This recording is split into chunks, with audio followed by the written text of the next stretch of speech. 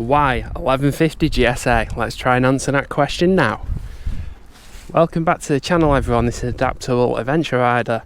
So today, well tonight, because it's nearly going dark, I'm going to be talking to you about the 1150 GSA Adventure. -3, cold and about to go dark.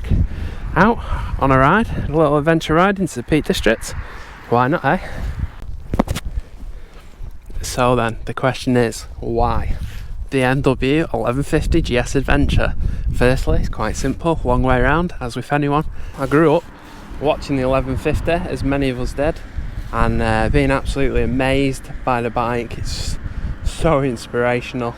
The other aspect of this is I wanted something simple, easy to work on, easy to fix, which obviously the 1150 GSA is.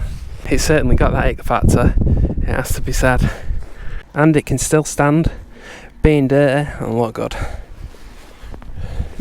I do clean my bike, this is just from today's ride. So I guess the other aspect is handling. Superb, engine is brilliant, it's an unbalanced boxer engine unlike the newer bike. I love that.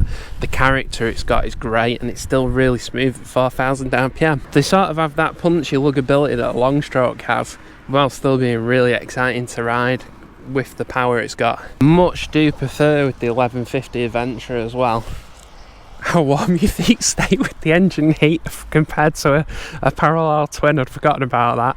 They're really nice built-in foot warmers. Other aspect of it is handling's really good. Mine's a factory non-ABS, so the braking is just brilliant and I don't have to worry about the servo issues. Reliability problems.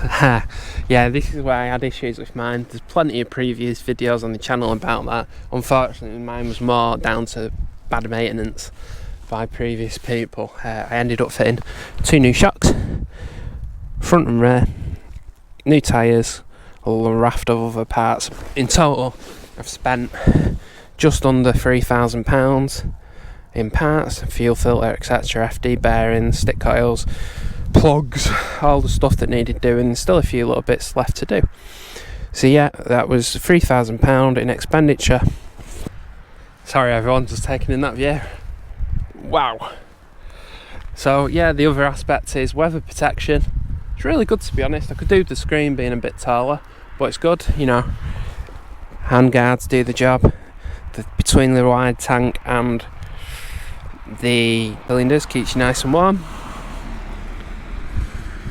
53,000 miles on it now.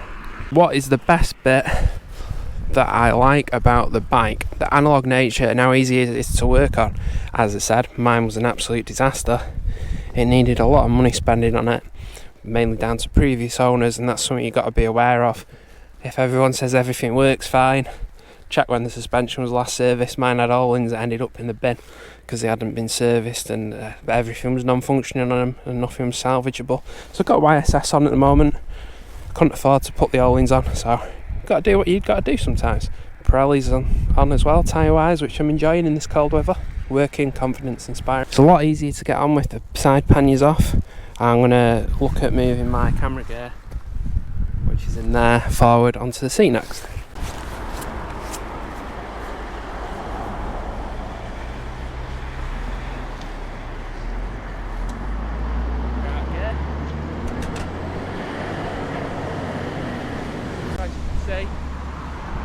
Flat foot on one side, obviously sit like that usually, just get 2 toes down. I have a 32-inch inseam.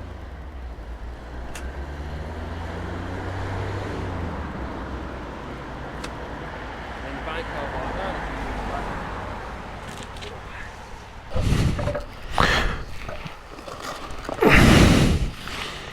Now, my 1150 GSA has lowered suspension. I have GS height suspension on, a GS height centre stand, and GSA height side stand. For the centre stand to work, you have to modify the clevis like that. That was told to me by one of the lads on the Owners Club, which helped. Yeah, they do clean up good as well. Oh. Right, as you can see, it's getting dark. But overall, am I happy with the 1150 GSA? Yes. Have I bought it to go green laning? No. Will it do it? Well, we've all seen Long Way Round. I bought mine for adventure travelling on the road, seeing new places, seeing new people, having an amazing bit of fun. So thanks for watching. I hope this little quick clip answers any of your questions if you're thinking about an 1150 Adventure. I think they're a brilliant bike. Obviously you've got to go into it knowing you're going to have to spend some money, especially if you end up unlucky like I did. They can look great cosmetically, but they can need a bit of money spending them. On mine it was a £5 bike, needed £3 spending. All in all, I really enjoy it. It's a brilliant bit of kit. I'll get riding and I'll talk a little more. It's mine is free at the moment. I don't look on my phone. Yeah, you have to watch for it freezing when it's this cold. Isn't good. 1150, you know, I really enjoy riding it. It took me a while to get over what had happened with how I got screwed over on the bike. I sort of, it ruined the enjoyment for a while, but it took me a little while to get back into the bike, which I am, which I'm enjoying it now. You know, my shoulder's doing really well since I stopped riding the high compression Nortons, and as you can see, we'll probably find out how good the headlight is in a bit. So I really hope everyone enjoys the channel and the approach and that, and you know, these bikes, they have the pros and the cons. The biggest con with the 1150 is its weight. It's a very, very, very heavy bike. That is one thing to be aware of. I'm okay with it now, even with my shoulder, which is good, but some people might not be, and that's something you've got to think about. I wouldn't like one with the GSA suspension, but that's just me. I think with my 32-inch inseam, the GS suspension works the best. So thanks for watching everyone. I'm going to turn the camera off. I'm going to take it off when I get the opportunity to, because yeah, it's raining pretty bad. I don't want to ruin it. Thanks everyone, and enjoy your coffees while I'm having a very wet ride home. The weather's really closing in a bit. Something you got to be aware of up here in the peak sometimes. Yeah, such is life. Although I didn't realise the time. That busy, having fun everyone. But heater grips are on, feet warmers of the Boxer engine cylinders are on, and we're just wafting through these roads.